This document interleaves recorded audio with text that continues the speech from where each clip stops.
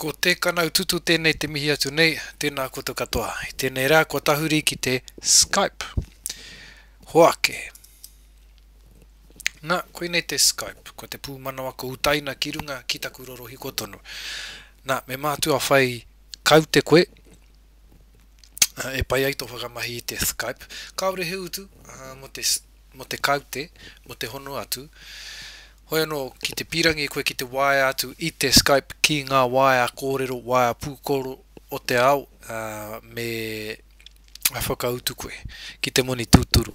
Hoi anō, anei, arāta koe ingoa, me whakauru au taku kupu huna ko te tumanako nei, ka maumahara tika au ki taku kupu huna.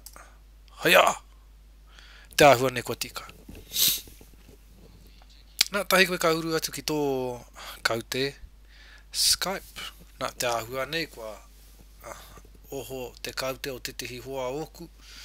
Nā, ka pāwhiri au i tōna ingoa ka waia atu au ki aia.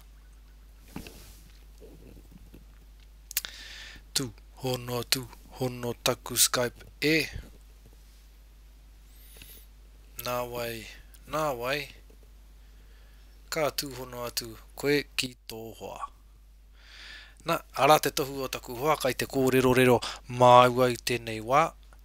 Hoi anō, kauri te rangona nā runga i te āhua o ngā headsets e whakamahi anei. Hoi anō koe anei, ia tēnei mea nei te Skype.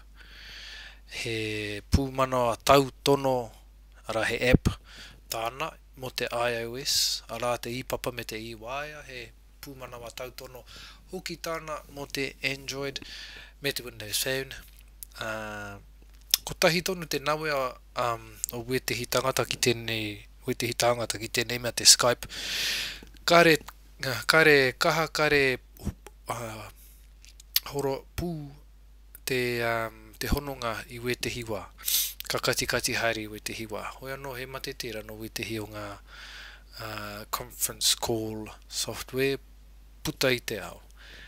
Nā reira, koe nei te Skype. Tēnā koutou katoa.